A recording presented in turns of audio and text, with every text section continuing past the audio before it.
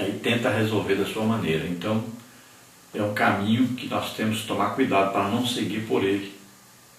E aí, o Isaac fez essa tremenda coisa errada, né? Ele mentiu dizendo que a sua esposa era a sua irmã, temendo ser morto, porque eles estavam numa terra estranha, no meio de um povo estranho, povo idólatra. Ali eles adoravam vários deuses, né?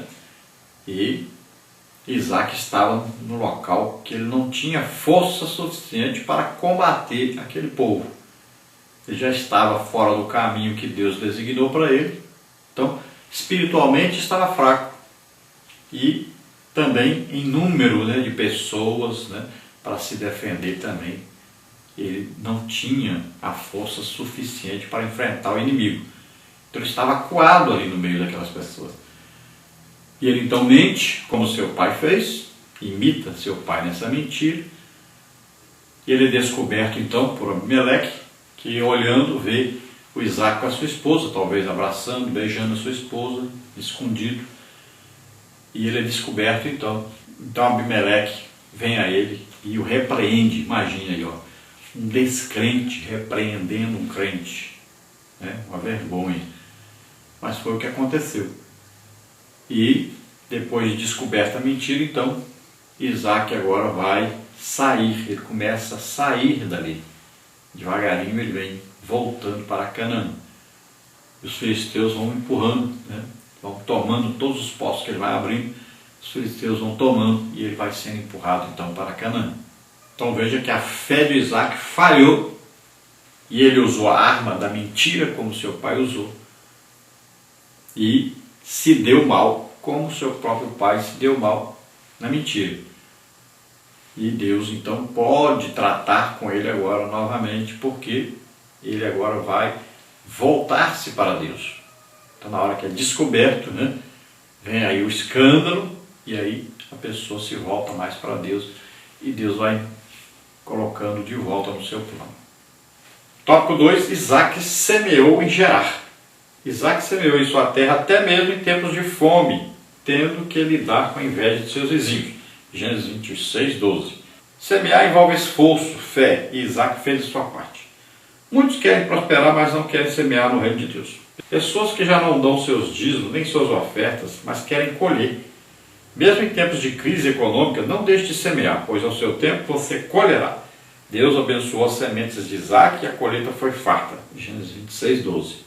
Corrigindo aqui, né, Isaac não semeou na sua terra. Isaac semeou na terra de Gerar, lá dos filisteus, não era a terra dele era Canaã, Deus deu foi Canaã para ele. Mas ele semeou ali, e Deus o fez prosperar ali, mesmo em terra estranha, terra alheia, Deus o prosperou, Deus mostrou que estava com ele. Deus mostrou para ele, em qualquer lugar que você estiver, não se preocupe, você não vai passar fome, não vai passar dificuldade. Eu estou com você. Então Deus estava querendo que ele voltasse para Canaã e foi o abençoando. Veja bem que os poços foram achando água nos poços, né? Ele plantou, colheu 100 vezes aquilo que plantou, uma bênção, né? Os filisteus diante disso ficaram admirados. Ficaram, mas esse homem é um homem de Deus mesmo, que não é possível, como é que pode uma coisa dessa? Eles se admiraram de ver como Deus tratava Isaac. Eles sabiam que Deus, o Deus legítimo, estava com Isaac, mas eles consideravam o Deus legítimo como qualquer outro Deus, apenas disseram, né, que Isaac tinha alguma coisa com o Deus dele e o Deus dele o ajudava, o prosperava. Eles não se converteram nunca, eles tinham os deuses deles e continuaram com os deuses deles. Veja aí que eles adoravam os deuses Dagon, Baal-zebub e Astarote. Então é importante saber que é preciso semear para poder colher. Esse é uma coisa, um princípio básico, né? Jesus disse, mais bem-aventurado aquele que dá do que aquele que recebe. E Paulo diz, né, que nós devemos dar com alegria, e a Bíblia nos ensina, toda a Bíblia nos ensina que nós devemos semear, contribuir na obra de Deus, para sermos abençoados. Todo o tempo Deus vai cuidar de nós, vai nos abençoar, porque Ele tem promessas quando alguém abençoa, quando alguém planta, semeia, né, no reino de Deus. Ele tem promessa para essa pessoa, tanto promessa material como promessa espiritual. Então, se você quer ser batizado do Espírito Santo, você vai fazer o quê? Orar. Mas se você quer uma bênção material, você precisa plantar no reino material. É assim que funciona. Você vai colher de acordo com o que você planta. Então você planta, aí para você colher na área financeira, você precisa plantar na área financeira. É evidente isso. Coisa clara isso, né? Semente que Isaac plantou, ele colheu 100 vezes, porque ele plantou semente. Ele plantou o quê? Uma semente de um quê? Um alimento, que ele precisava de alimento. Então ele plantou a semente do alimento. Olha só.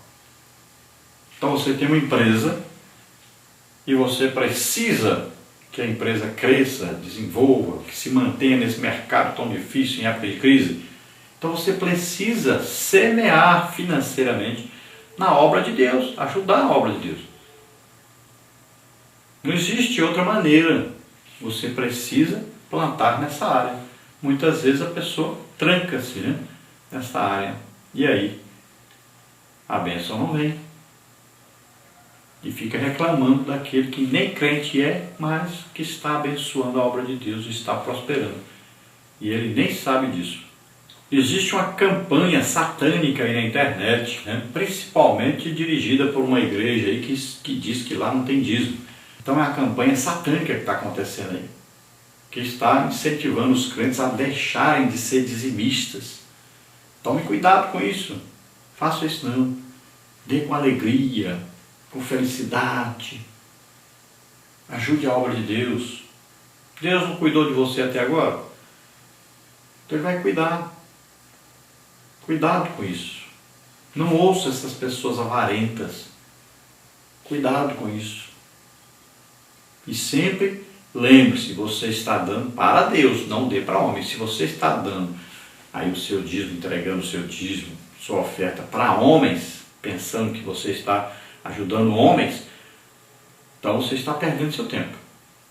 Não faça isso. Sempre você lembre-se que é para Deus, para a obra de Deus. Você está investindo na obra de Deus. Se os homens vão roubar o dinheiro, se vão ficar ricos, vão fazer qualquer coisa com o dinheiro, não importa.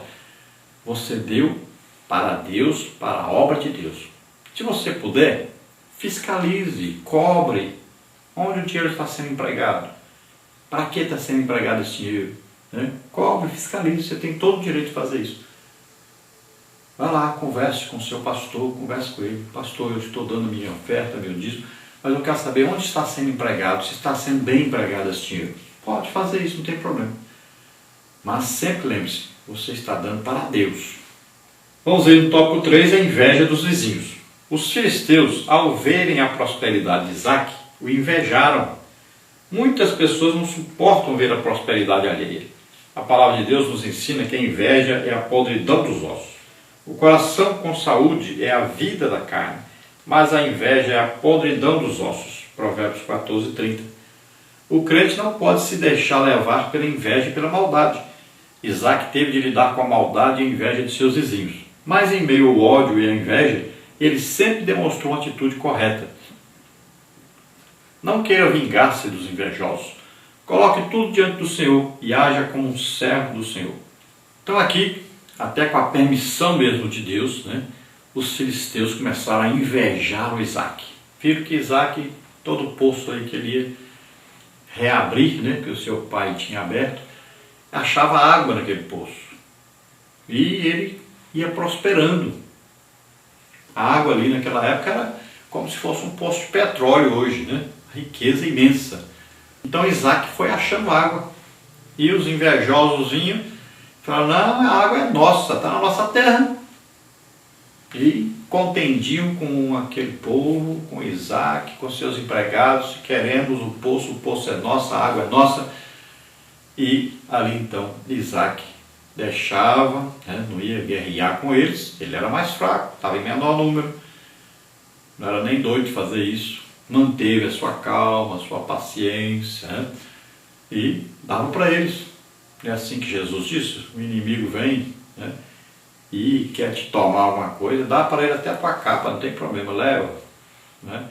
Então ele deixou, pode ficar com o poço. Ele saía dali, ia para um lugar mais distante um pouquinho, abria novamente, né, reabria um poço que seu pai tinha aberto e achava água de novo.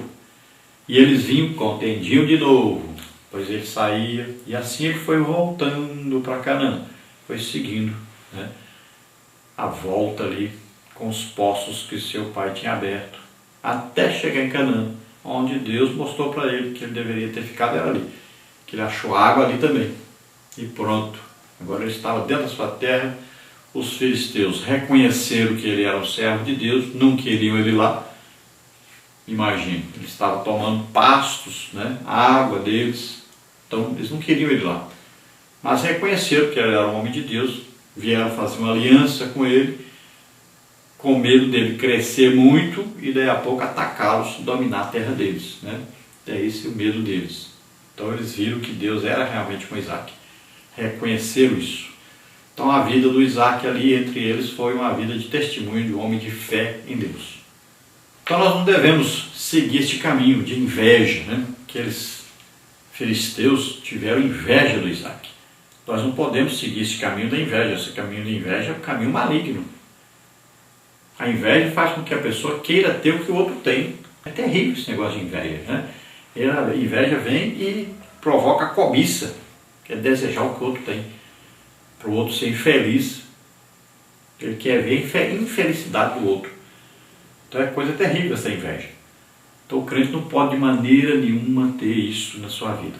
Então deixe os outros prosperarem, ore pelos outros, até se for seu inimigo, ore por eles, ajude-os até se for preciso para que eles prosperem, e você tenha a sua fé em Deus, a sua vida com Deus, e deixa Deus lhe dar aquilo que Deus quer lhe dar, e fique tranquilo, em paz. E a Bíblia nos adverte para não ter inveja do ímpio. E é uma coisa interessante que a Bíblia também nos diz que muitas vezes Deus tira do ímpio para dar para o justo. Olha só, Deus tira as riquezas do ímpio para dar para o justo. Então, cuidado, não queira ser como o ímpio. Parte 3, cavando poços em tempos de crise. Tópico 1, Isaac usa os poços de Abraão. Tópico 2, o poço de Ezeque. Tópico 3, o poço de Sitna. Então, tópico 1, Isaac usa os poços de Abraão. A água nessa região era escassa, por isso tinha um grande valor, pois era essencial para a agricultura, para o rebanho e para as famílias. Ter um poço d'água era como ter um poço de petróleo ou uma mina de ouro.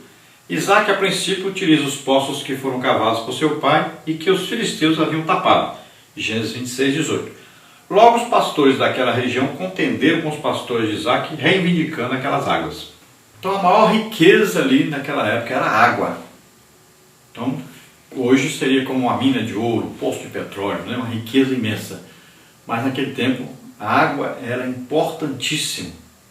Então, Isaac foi abençoado por Deus e foi reabrindo, né, aqueles poços que o seu pai tinha aberto e que os filisteus taparam. Eles eram invejosos mesmo, né? Ficavam até sem a água para poder impedir que alguém estivesse na terra deles e prosperasse ali. Então, eles taparam aqueles poços. Então, Isaac veio reabrindo aqueles poços. E os filisteus vinham atrás. Todo poço que ele abria, eles exigiam que era deles e contendiam. E Isaac deixava eles ficar com o poço e ia caminhando de volta para Canaã. Vamos ver no tópico 2, então, o poço de Ezeque. Isaac não se intimida com a oposição dos seus vizinhos e cava outro poço. Porém, mais uma vez, os pastores de Gerar contendem, dizendo que a água era deles. Isaac dá ao poço o nome de Ezeque. Isaac não queria contender com os homens de Gerar. Suas atitudes demonstram seu temperamento manso. Mansidão é uma das qualidades do fruto do Espírito Santo, Gálatas 5:22. Contudo, ser manso não é ser covarde ou passivo. Ser manso é ser controlado, guiado pelo Espírito Santo. Então, o primeiro poço que Isaac abre, ou reabre, né? Seu pai tinha aberto antes, ele reabre. Ele chama de Ezeque porque O nome Ezeque significa contenda.